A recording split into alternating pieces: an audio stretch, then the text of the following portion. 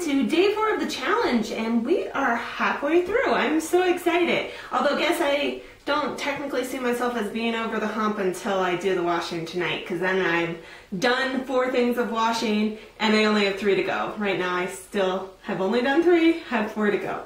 So today I'm going to talk about my wash routine, but before I get into that, I'll do a quick recap. Yesterday I did the Joe fold, and I did still have leaks.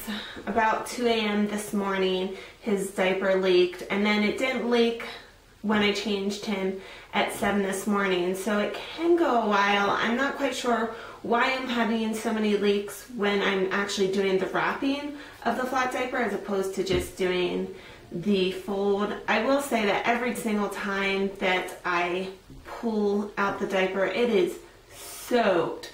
And at 2 a.m. I was like, well, maybe I should try putting an extra for extra absorbency, but I kind of made a mistake 2 nights ago and didn't wash all of the diapers that were dirty. So I was short kind of on diapers yesterday. So literally at 2 a.m. when I was putting this diaper on, that was the last diaper that I had that was clean and dry.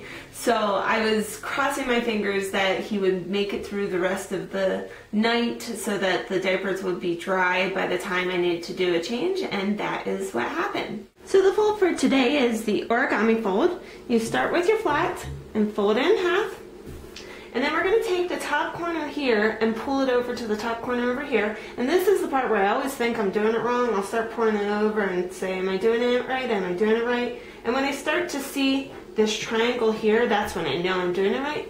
So you pull it all the way over, and so you will have this triangle in the front and then a square in the back. Then you flip it over, and now the triangle, that's going to become the wings, and then this square is going to become a pad right down the center. So you're going to, depending on the size of your flat, fold it 3 to 4 times so that it is right in the middle. Then their tush goes here. You fold it up and then bring it over. And when you bring it over, you'll want to kind of do a jelly roll around their side, around their legs, so then that way there's no extra and you can always tuck it in. And do the same thing on the other side. And here's my poorly made diaper. And then you put your snappy on and put it in a cover. Since this is so thin, I find that I need to have quite a few layers in order to put the snappy on so that it does not poke through to my baby. So what I'll end up doing is, when I put it on, is I'll roll it up a little and then fold it over and then put it over, and I just make sure I have a ton of layers. And then once the snappy is on, I also double check just to make sure it's not coming through. So a tutorial on hand washing diapers. When I have the dirty diaper, I just throw it in the pail and take it to the bathroom. You will need a 5-gallon bucket and a plunger, preferably with some holes in it, unless you have arms of steel. And I'm going to throw them in, except for the covers, because soaking the PUL for an extended period will shorten the lifetime. So I shake out the diapers. I found that the hard way, that they do not shake themselves out. And then I'm going to throw in a tiny bit of detergent and fill the pail with cold water. So when it comes time to wash, I take off my socks and roll up my pants, pick out something to watch on YouTube, throw the covers in, and start mushing. I'm going to be doing a lot of that. You mush for 5 minutes in the cold water.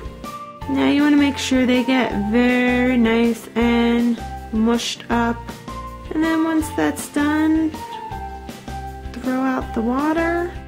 And then I throw in a tablespoon of Tide powder. That's all you need for hand washing. And I actually just started using Tide this week. I heard good things about it for using it for cloth diapers. You just want to make sure you get the kind without fabric softener. So I am filling the bucket with hot water and mushing it around for 5 minutes again.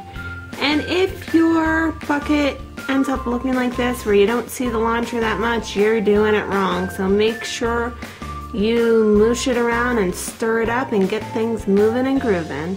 Then we'll throw out the water, but don't throw out the baby with it. Now I'm going to take it and wring it out. I do this extra step, probably overkill, but I find that helps to rinse out all the bubbles. So I wring it out first and then rinse it out under cold water. And once that is done, I fill up the bucket with cold water, and guess what we're going to do? You got it, we're mooshing again for 5 minutes. And then we'll let out the water. And again, we're rinsing and wringing and rinsing and wringing. Again, probably overkill. So now this is the final step. You want to wring, and then when you think you're done, wring some more. Honestly, when you think it's dry and there's nothing else you can get out of it, I refold it and I get a ton of water out. So I shake it out and I'm going to put it up on the line, aka my hangers. And I just kind of fold it over just a little bit and kind of try to evenly space it out, just so it'll dry as quickly as possible, which in my case has been about 12 hours, so not that quick. You could also use one of those trouser hangers, and you would think because it's folded over it wouldn't dry as well, but it honestly just dries just as well. Lastly, we'll make sure they're all evenly spaced, and it is time for bed. Good night! And good morning! So we are here checking to make sure all of the diapers are dry and ready to go. We'll pull them down, and look how cute that kiddo is. I love him so much. I sort out the diaper covers and the wipes on my bed, and then to make things easier for me as the diaper changes go, I pre-fold them for whatever fold I'm doing that day. After that is all ready to go, I put them on the diaper changing table, and we are ready for some diaper changes. Alright, thanks for watching. I will see you tomorrow. Bye!